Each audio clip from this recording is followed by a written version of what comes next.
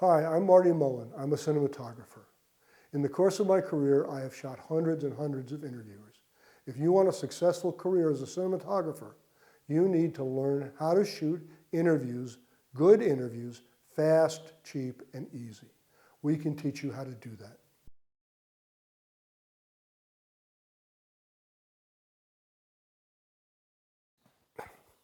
Okay, so what is the purpose of an interview? The purpose of an interview is to convey your talent's information in a way that makes it believable to your audience and causes your audience to pay attention to what your talent is saying. You can support your talent in this by solving 4 tasks. You need to find a good location that supports your talent's role. In that location, you need to find and set up a good shot that displays your talent in an attractive manner. You need to light that shot in a way that reinforces the role you've given that talent to play. And finally, you need to interview that talent in a way that highlights the information they have to give. What do you look for in a location? It's got to look good and support the theme of your interview. It's got to be good for sound. It can't be echoey or have ambient noise. It's got to be big enough that you can get your talent far enough away from the back wall that it'll be out of focus. It's got to be big enough that you can get the camera far enough away from your talent. And finally, you've got to be able to control the lighting. You've got to be able to control the ambient lighting, and you've got to be able to put your lights where you want them to be. So here's a living room. It's big enough to do what we want, and it's pretty quiet. It's got a lot of furniture all over the place, but we can move that out of the way.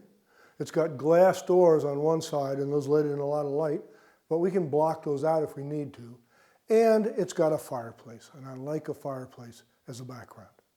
Unless you're selling location, this is probably the widest shot your audience will see. If the location is important, like a factory or a police station, establish it in a wider B-roll shot. For the interview, if it's not in the shot, it doesn't exist. They will never know there is furniture piled up just outside of frame. You want to separate your talent from the background. For shallow depth of field, keep talent as far as possible from the back wall and camera as far from talent as the lens will allow. Shoot your f-stop wide open. You want the only thing really sharp in frame to be the talent's face. The best framing is to put your talent on the 1/3 line, one side or the other, looking just slightly off frame at the interviewer. Only frame the talent in the center if they are selling something to the viewer or teaching them how to do something. Eye line is important. What side of the camera the interviewer is on determines the eye line. Here is the interviewer on the right side of camera. Talent's eye line is left to right. Here is the interviewer on the left side of camera. The eye line is now from right to left. Okay, your talent will make you crazy. They will stumble and stutter, lose their track of thought. You have to cut this out of the final interview. A B camera with a different shot from the A camera will help you a lot with that. If your A camera is on a waist shot, the B camera can be on a collarbone close-up. If the A camera is on a mid shot, the B camera can be on a choker. Put your talent in a hard, upright chair. If you give them a soft chair to sit in, they will slouch. If you give them an office chair or a swivel chair, they will swivel it around, make you crazy, and make a lot of noise. Okay, lighting establishes the mood of your scene.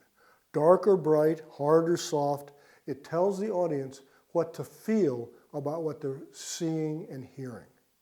The key light should be a soft light about 45 degrees off from the camera and talent axis. That gives a little bit of shadow on the downhill side of their face. If we walk this light deeper into the scene, that shadow will get bigger and darker, making the scene more mysterious and maybe a little more threatening. On the other hand, if we walk the light back around more toward camera, it tends to fill in wrinkles and make the talent look more relaxed or younger. So your fill light is what fills in the shadows that the key light gives you.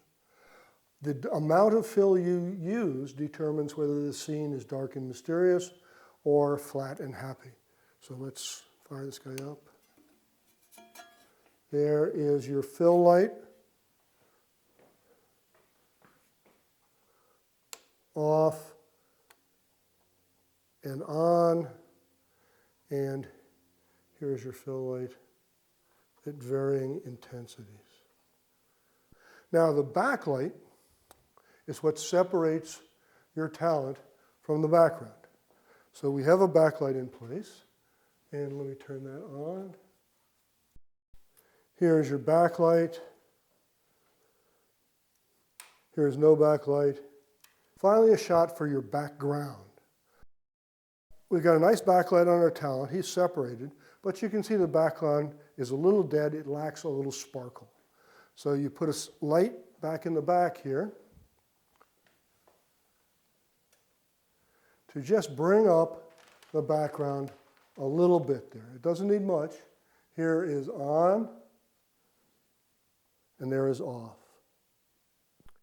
If you want good sound, hire a sound person.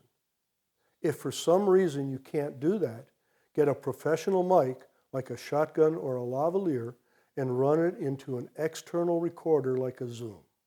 If you can't do that, get a little mini shotgun like a Rode, mount it on your camera and run it into the camera. In no case ever use the in-camera microphone. Every time you touch the camera, it'll make a huge noise and you will get garbage. Finally, as interviewer, you need to control the situation. Do your homework. Bring a list of questions with you. Watch the talent's wardrobe. No tight patterns, no logos, nothing like that. You need to teach the talent how to answer those questions. Tell them, roll my question into your answer, so that rather than saying how you fix the car, say, how do I fix the car? And then go into your answer. Also, at the beginning of the interview, make the talent say and spell their name and their position.